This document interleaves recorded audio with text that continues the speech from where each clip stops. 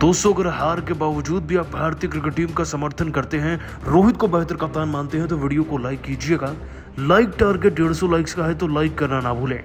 दोस्तों, श्रीलंका ने भारत को क्या हराया, सनत जयसूर्या तो बुरी तरीके से बौखला गए। भारतीय टीम को लताड़ते हुए बुरी से बुरी बात कहते हुए रोहित कोहली पर भी इन्होंने कुछ ऐसा कहा कि सुनकर आपके पैरों तले जमीन खिसक जाएगी। इनके चौंकाने वाले बयान का वीडियो आपको दिखाएंगे, लेकिन उससे पहले आप सभी को क्या लगता है, रोहित कोहली और पांड्या में बेहतर खिलाड़ी और कप्तान कौन है? नीचे कमेंट कीजिएगा। दोस्तों, टी20 सीरीज जीतने के बाद 3 मैचों की वनडे सीरीज को जीतना बहुत आसान होगा, ये तो हर एक भारतीय को लग ही रहा था, लेकिन केवल तब तक जब तक पहला मुकाबला नहीं हुआ। यार, प्रेमदासा के मैदान में पहला मैच टाई था। दूसरे मैच को जीतने के लिए भी भारतीय क्रिकेट टीम को दोस्तों मात्र 10 रन ज्यादा 240 का टारगेट दिया गया, लेकिन उसे भी हम 32 रन से हारे। और अब तो तीसरे वनडे में कमाल ही हो गया। माना कि टॉस में भारतीय टीम की किस्मत ने उनका साथ नहीं दिया, लेकिन पावर प्ले में विकेट्स ना मिलना भारतीय टीम को इतना भारी पड़ जाएगा पता नहीं था। तो पहला विकेट ही नसीब हुआ पारी के 19वें ओवर में जाकर, और फिर आगे चलकर फर्नांडो के 96 रन टीम के लिए जीत में कांटा तो बनने ही वाले थे। 59 रन कुशल मेंडिस ने लगाए। वो तो रियान पराग ने इस जोड़ी को तोड़ा, फिर कुलदीप यादव ने भी कुशल मेंडिस का विकेट लिया, लेकिन फिर भी तब तक देर हो चुकी थी, क्योंकि स्कोर 248 बन गया, क्योंकि सीरीज में हाईएस्ट टोटल बना इस मुकाबले में। चेस करने की बारी आई तो दोस्तों सबने हाथ पीछे खींच लिया। केवल रोहित ही थे जो 20 गेंदों में 35 रन लगाकर गए, वरना तो दोस्तों सब के सब फ्लॉप थे। कोहली के 20 रन, वॉशिंगटन सुंदर के 30 रन, बाकी किसी के भी आंकड़ा 15 से ऊपर जा ही नहीं पाया। ऋषभ पंत, श्रेयस अय्यर, अक्षर पटेल 6-8-2 पर आउट हुए और शिवम दुबे 9 रन पर। भारतीय क्रिकेट टीम पहली बार शायद कई सालों के इतिहास में 138 पर ऑल आउट हुई, और हम इस मैच को 110 रन के बड़े अंतर से हारे, जो केवल हार नहीं एक तमाचा है। लेकिन दोस्तों, सीरीज को 2-0 से जीतने के बाद, भारत को बुरी तरीके से हराने के बाद ना, सनत जयसूर्या जो श्रीलंका के नए नवेले हेड कोच हैं, उन्होंने अपने बयान में चौंकाने वाली बातें कह दी हैं।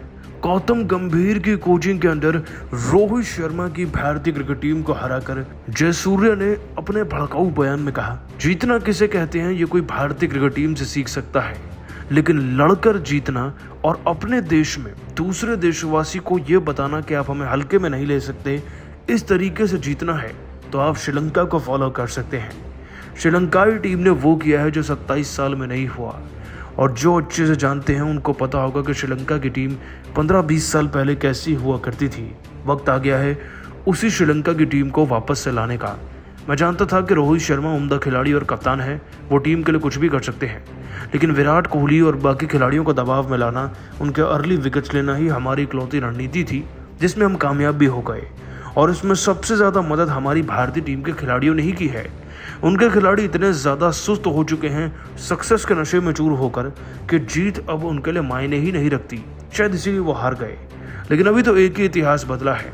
अभी तो भारत को भारत में जाकर भी हराना है, और चैंपियंस ट्रॉफी को भी हमें जीतना है। यार, जितनी खुशी मुझे भारतीय क्रिकेट टीम को हारता हुआ देखकर हुई है, पिछले 15-20 साल में किसी भी मैच को देखकर नहीं हुई। उम्मीद है हम ऐसे ही जीतेंगे।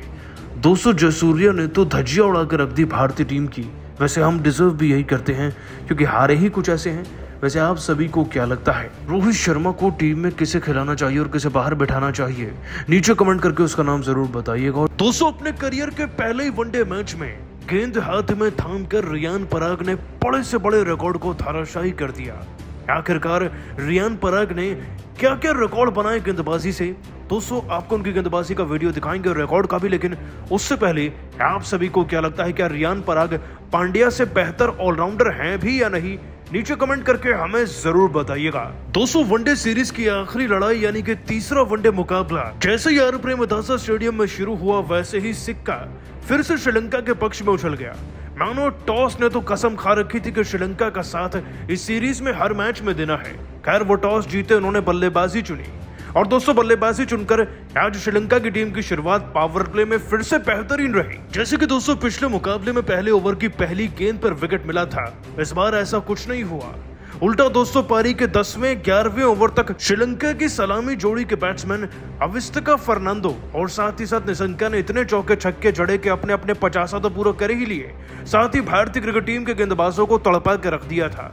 दोस्तों, आपको बता दें कि सलामी जोड़ी ने 20वें ओवर तक कोई विकेट ही नहीं गंवाया, और जब तक पहला विकेट मिलता तब तक भारतीय क्रिकेट टीम के खिलाफ 89 रन बन चुके थे।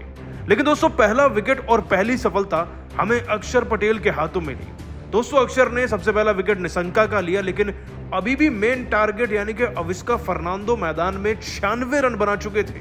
उल्टा उनका साथ देने के लिए असालंका यानी कि कप्तान भी मैदान में आ चुके थे। और दोस्तों यकीन मानिए, आज इन दोनों का विकेट जिस अंदाज से रियान पराग ने लिया, उसके बाद तो रियान पराग ने कप्तान से लेकर हर एक क्रिकेट प्रेमी को अपना फैन बना लिया है। 220वें ओवर में विकेट मिलने के बाद फिर से भारतीय क्रिकेट टीम के विकेट लेने पर पूर्ण विराम लग गया 15 ओवर का, लेकिन अब बस बहुत हो चुका था। रोहित शर्मा ने ठान लिया कि भाई अब तो रियान पराग को ही लाया जाए, इनको आजमाया जाए। ये बैटिंग ऑलराउंडर जो असम से आते हैं दोस्तों, राइट आर्म लेग ब्रेक गेंदबाज हैं और ये इनके करियर का पहला वनडे मुकाबला भी था। लेकिन दोस्तों पहले ही वनडे मैच में आकर रियान पराग विकेट्स पे विकेट्स निकालेंगे, वो भी इतने बड़े, किसको पता था। 36वें ओवर की दोस्तों बात है। इस ओवर की तीसरी गेंद पर फर्नांडो इससे पहले कि कुछ सोच भी पाते, उस सोच से पहले रियान पराग ने मानो इनको पढ़ लिया था और रियान पराग ने दोस्तों एक ऐसी स्लो गेंद डाली जिस पर ये खिलाड़ी इससे पहले कि कुछ कर भी पाते, इसे खेल भी पाते, गेंद घूमकर उनके पैड पर लग गई थी और एक भारी भरकम अपील के बाद इन्हें आउट दिया भी गया। हालांकि दोस्तों मामला तीसरे अंपायर तक पहुंचा था, लेकिन फैसला रियान पराग के हक में ही निकला। लेकिन दोस्तों रियान पराग का ये जो पहला विकेट है ना, जो कोई मामूली विकेट मत समझिएगा, इस खिलाड़ी ने 96 रन बना रखे थे। अविष्का फर्नांडो का विकेट भारतीय क्रिकेट टीम के खिलाड़ियों के लिए किसी वरदान से कम नहीं था, लेकिन किसे पता था कि अगला विकेट भी दिलाने वाले दोस्तों रियान पराग ही बनेंगे। पारी के 38वें ओवर में दोस्तों रियान पराग जैसे ही आए तो पहली गेंद पर असालंका ने छक्का ठोककर उनको वैसे ही प्रोवोक कर दिया था। अब रियान पराग को उनका विकेट तो लेना था, जवाब भी देना था। इसीलिए इस ओवर की आखिरी गेंद पर फिर से अपनी शानदार धीमी गति की स्पिन गेंदबाजी से टारगेट करते हुए उन्होंने असालंका को बाहर आने पर मजबूर किया और जैसे उन्होंने अपना पैड बाहर निकाला, दोस्तों लेग साइड पे टारगेट करते हुए गेंद उनके पैड पर लगी, जिसके बाद उन्हें आउट दिया गया। अल्ट्रा एज में यह भी पता चला कि बल्ले का कोई एज नहीं था और श्रीलंका की टीम ने इस रिव्यू को बर्न कर दिया। कुल मिलाकर दोस्तों असालंका और फर्नांडो जैसे दो महत्वपूर्ण विकेट अकेले रियान पराग ने निकाले और दोस्तों केवल दो नहीं बल्कि तीसरा बड़ा विकेट भी हाथ लगा तो रियान पराग के। आज कहना पड़ेगा कि रियान पराग का ही दिन था। पिछले 2 मैचेस से दुनित विरलागे जो भारत के सर में दर्द बने हुए हैं, उनको निपटाने वाले भी आज रियान पराग बने। 2 रन पर दोस्तों रियान पराग ने उन्हें भी क्लीन बोल्ड किया पारी के 44वें ओवर की तीसरी गेंद पर और ये बना तीसरा विकेट।